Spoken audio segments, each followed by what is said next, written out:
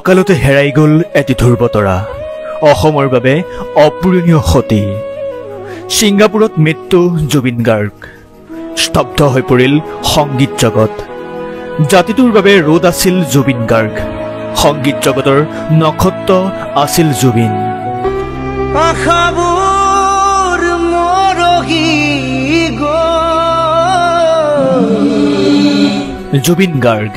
এই নামটো কেৱল এজন শিল্পীৰ নাম নহয় ই অসমৰ এক আবেগ তেওঁৰ কণ্ঠত জীৱনৰ প্ৰতিটো আবেগৰ প্ৰতিফলন ঘটে প্ৰেম বিষাদ আনন্দ প্ৰতিবাদ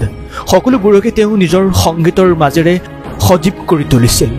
1972 চনৰ 18 নৱেম্বৰত মেঘালয়ৰ তুৰাত জন্মগ্ৰহণ কৰা এই বহুমুখী প্ৰতিভাসম্পন্ন শিল্পীজনৰ প্ৰকৃত নাম জুবিন বৰঠাকুৰ তেওঁৰ সংগীতৰ যাত্ৰা এক সাধাৰণ পৰিয়ালৰ পৰা আৰম্ভ হৈ এক মহা জীৱনলৈ পৰিণত হৈছিল জুবিন গাৰ্গে তেওঁৰ সংগীত যাত্ৰা আৰম্ভ কৰিছিল 1992 চনত অনামিকা এলবামৰ জৰিয়তে এই এলবামটোৱে অসমীয়া সংগীত জগতৰ ক্ষেত্ৰত এক বৈপ্লৱিক পৰিৱৰ্তন আনিছিল এই এলবামৰ প্ৰতিটো গীতে যুৱ প্ৰজন্মৰ মাজত এক উন্মাদনা সৃষ্টি কৰিছিল আৰু জুবিনৰ নাম ঘৰে ঘৰে বিয়পি পৰিছিল অনামিকাৰ পিছত তেওঁ একেৰাহে বহু সফল এলবাম যেনে মায়া আশা স্নিগ্ধ জোনাক পখী আদি মুকলি কৰিছিল এই এলবামবোৰৰ গীতসমূহে শ্ৰোতাৰ হৃদয়ত চিৰদিনৰ বাবে ঠাই দখল কৰি ল'লে তেওঁৰ গীতত পাশ্চাত্য আৰু পৰম্পৰাগত অসমীয়া সুৰৰ এক সুন্দৰ সংমিশ্ৰণ দেখা পোৱা গৈছিল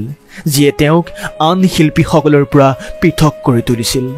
জুবিন গাৰ্গ কেৱল এজন গায়ক হিচাপে সীমাবদ্ধ নহয় তেওঁ অসমীয়া চলচ্চিত্ৰৰো এক অপৰিহাৰ্য অংগ তেওঁ তুমি মোৰ মাথো মোৰ হিয়া দিয়া নিয়া মন যায় আদি ছবিৰ সংগীত পৰিচালনা কৰিছিল তেওঁৰ মিছন চাইনা আৰু কাঞ্চনজংঘাৰ দৰে ছবিৰ প্ৰযোজনা আৰু পৰিচালনা কৰি নিজৰ বহুমুখী প্ৰতিভাৰ পৰিচয় দিছিল অসমৰ লগতে জুবিনে হিন্দী সংগীত জগততো নিজৰ এক স্থান দখল কৰিছিল 2006 চনত মুক্তি হোৱা গেংষ্টাৰ ছবিৰ ইয়ালি গীতটোৱে তেওঁক সৰ্বভাৰতীয় পৰ্যায়ত খ্যাতি লাভ কৰাইছিল এই গীতটোৰ বাবে তেওঁ শ্ৰেষ্ঠ নেপথ্য কণ্ঠশিল্পীৰ বঁটাও লাভ কৰিছিল তেওঁ বাঙালী তামিল তেলেগু পাঞ্জাবী আৰু মালায়ামকে ধৰি 40ৰো অধিক ভাষাত কণ্ঠদান কৰিছিল তেওঁৰ বঙালী গীতসমূহেও পশ্চিমবংগ আৰু বাংলাদেশত যথেষ্ট জনপ্ৰিয়তা লাভ কৰিছে জুবিন গাৰ্গ কেৱল এজন শিল্পী নহয় তেওঁ এগৰাকী সজাগ নাগৰিকো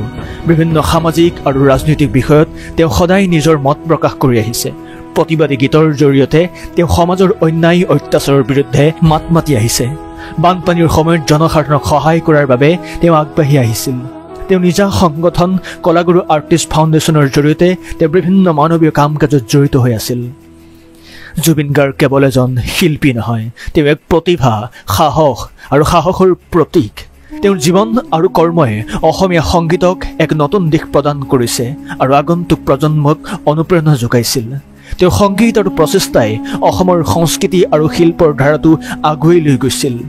তেওঁৰ কণ্ঠত থকা সেই যাদুকৰী শক্তি সদায় অমৰ হৈ থাকিব